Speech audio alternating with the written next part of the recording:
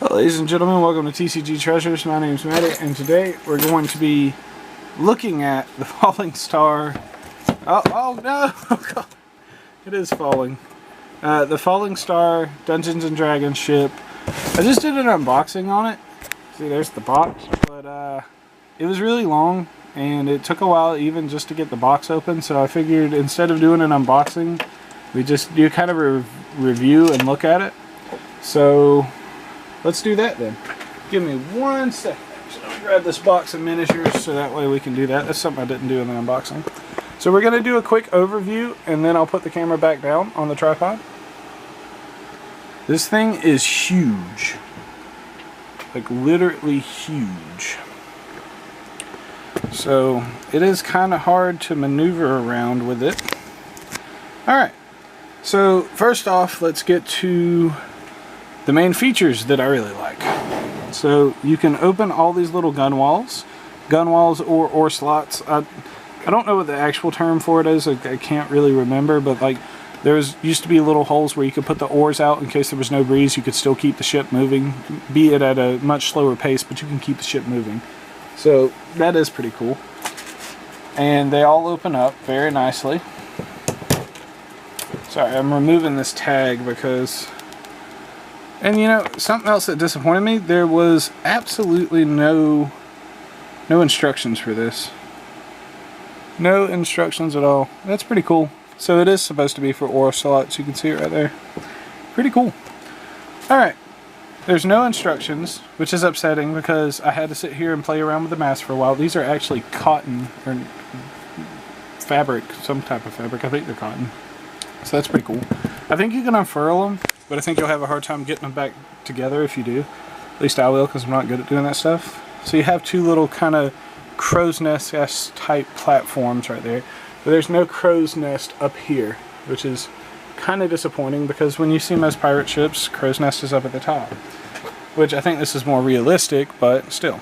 Also, you get a little separate helm piece, so you can just decide where your helm goes. For me personally, it looks really good right there. That's where I would imagine it being. So let's throw some miniatures on here and let's look at how they look in comparison with the ship. So here we got a Tiefling Battlemaster. And here, let's throw out a Tabaxi Minstrel. Isn't it a minstrel? Yeah, Tabaxi Minstrel. Pretty cool. So I'm actually throwing figures that like I have planned to be the crew on this ship, so that's pretty cool. So there's our human paladin of the oath. So that helm is pretty good. Pretty good scale wise. So you know, I mean, you could just have miniatures all over. This is how I've seen it set up at most shops, is just miniatures all randomly over. So I actually need to borrow my keys for a minute. Sorry about the jingle. But I don't have fingernails, and I have not found an easier way to get this off. Keys do not hang on the golden dragon. So we're going to get these off real quick. So you can take these little platforms off, and it reveals kind of like a cabin, like a captain's cabin, in another small little storage area, like a chart room or something like that, since it's towards the front. Maybe opposite, since the helm would be in the back. So you could have your figures in there and actually have that closed on top, so that would be pretty cool. You can also store some like stuff like some desk and stuff to make it look like it's realistic.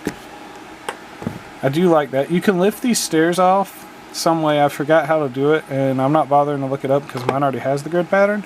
But if yours comes without the grid pattern, there is a way to lift these stairs off, and there's a video showing you how to do it. So all in all, pretty cool. I like the look and feel of this ship. I really do. I enjoy it a lot, but that's mostly because I enjoy pirate stuff so much. If you've watched my pirate CSG unboxing videos, you can tell I get really excited in them because I enjoy them. Oh yeah, let's talk about this. This is a curved sail. This is a type of ship that does actually have a sail like this. I don't like it. It's just not my style. It's not for me, and I wish they would have went with something more, what's the word I'm looking for? I don't want to smush my miniatures. I was actually closing the box on them. A more I can't even think about it. I'm sorry, I just got off work, but I was really excited to do this and I wanted to share this. So this piece actually comes detached too. I thought this was a broken piece when I unfurled my mast because it was just sitting there like this, but it attaches right up here. It's not broken. It attaches just fine. So you can see that beautiful dragon on there and this awesome dragon claw anchor. I really like that. I wish this was metal though, because for the price, I feel like the dragon and that should have been metal. And then you also get this on the rudder, a nice dragon design. And this is called the Falling Star. I don't remember if I mentioned that. So when you go to this side, you have an exact mirror of the other side. So we'll go... So these sides are exactly the same. I do like these little windows. I like it. Feels nice. Like just the little details really feel nice. Like how there's a ladder up to the side, so if somebody would fall overboard, they would try to climb back up. And then the stairs are actually like scaled properly. They look good. Like it's hard to stand a miniature on them, but there we go. They look good. They look like actual ship stairs, like a miniature would look on ship stairs. So I do like this ship a lot. I'm gonna get a lot of use out of it. Definitely, it's gonna be worth the price for me. But for people who are not as into pirate stuff or sailing or nautical themes or anything like that, seafaring adventures, you might not get as much use out of this to justify the price. I know a lot of people have been complaining about the price, and I don't really talk about the price of things a lot in my videos because, in my personal opinion, if it makes you happy, then it's priceless. But this is one where I'm actually going to talk about the price because I kind of feel like they overpriced this ridiculous. Oh, look at the detail on the mast. I mean, for the level of detail and intricacy that went into the ship, I can understand this is going to be expensive, especially considering how big this is. I believe it's 17 inches, I believe it is. So it's understandable that it's got a huge price tag on it. What's not understandable is the quality of the materials. These are cardboard. I don't like that. $250. It should have all been plastic. This dragon should have been metal. The anchor should have been metal. For $250, I think they could have afforded to make something a lot better than this. Now this, I love it. I really do. Don't get me wrong. This is like an extremely exciting thing for me, but I feel like a lot of people are going to be put off by the price. And it's understandable. For the price, you should have got a lot more. There should have been like all kinds of like little ship decorations. You should have got like an actual captain style quarters, like with actual furniture and whatnot in it. It should have came with some miniatures. For $250, it should have had a lot more in it than it does here.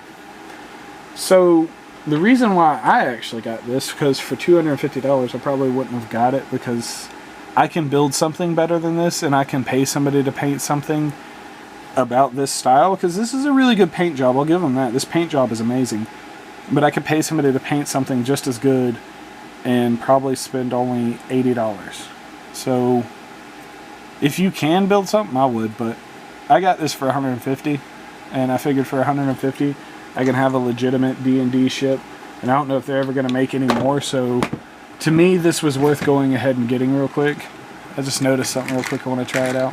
Here's a gnome inquisitive. So yeah, you could. So you could have like a small character up there on that top little one.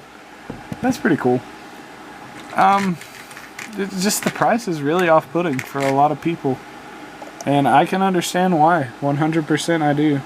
If you're not that into seafaring stuff, it's not really worth it to you. And another reason why the price is off-putting, when you have ships, generally when you have a seafaring campaign, you're going to have another ship as an enemy. For $250, that's $500 for two ships. Two ships would be exactly the same, which would be kind of reality breaking, but you know, it is what it is. But that's $500 just to have a ship battle. It kind of, I don't know. I think if they do it again, they definitely need to drop the price. Like something like this is perfectly fine. This is amazing. For $150, I feel like I've got a decent deal. I feel like it could have been a lot better even at $150. I feel like this should maybe be $100 at most. In terms of the materials they use and the craftsmanship that went into it, I don't see it being worth more than $100 personally. So if you're really into pirate stuff and seafaring, I would get it. I mean, obviously I did get it because that's something I enjoy, and I have like the Kraken and Sugans and Trident fighters. I have stuff that they can fight. I got the book, the very first book I've ever gotten actually for like campaign adventure wise was Ghost of Saltmarsh. I actually just recently got that, so I'm excited to run that because, you know, that's something that really excites me. And honestly, I hope they do make another ship. I just hope they drop the price on it. Oh yeah, something else I forgot to show you. These doors actually open. So that's really awesome. I mean, the detail in this ship is amazing. It's just, the materials are really lacking. Personally, in my opinion. I don't like seeing cardboard on this. I don't like the fact that they said it was going to be a lot better than it was. And I can't remember if I showed y'all these. This is going into the ship. So that's also kind of frustrating. They said it would be a multi-level ship, and these two little flat cardboard pieces are what they're considering multi-level. There's nothing under there. It's hollow. Oh, just lost the mass, but it's hollow. There's nothing under there. So, material lacking. In terms of me getting my money's worth and enjoyment out of this, yeah. I mean, I'm ecstatic to have it. I love it. This is amazing, especially for someone like me. This is just like, all day at work I was just wanting to get home and unbox this and look at it and just, I mean, it's amazing for me. Anyways, I hope you guys enjoyed the review. I tried to give a fair and honest, balanced review. It feels like, you know, the only real negative, I know everybody's going to say the only negative you said was the materials and the price. That really is the only negative. Other than that, it's amazing. This is beautiful. Like, there's so many positives to it. It's just, there's a few problems. And, you know, those problems did have to be looked at. So since I'm reviewing the item, I wanted to look at the problems too. But the details are amazing. I don't see myself using this as much. Maybe I will. I don't know. I don't see myself using these little cardboard boards too much. But in terms of this ship, should you get it? If you love seafaring stuff, yes. If you love pirates, yes. If you really like D&D and like collecting Dungeons and Dragons stuff, yes. Because who knows if they're ever going to make another ship. From what I've heard, this is not selling very well. That's why I got mine for $150. It's not selling very well because of the price, so they might not ever make another one again, so might as well. It's amazing. Other part that I actually really like, I know some people are going to be put off, there's no name on this ship. So even though they call it the Falling Star, I can get some stencils and paint on whatever name I want for this ship. So I like that. I can make it personalized. Anyways, thank you for watching. It's a 13-minute video about me rambling and geeking out over a little plastic ship. So, hope you enjoyed it, and you guys have a great day. Thank you very much.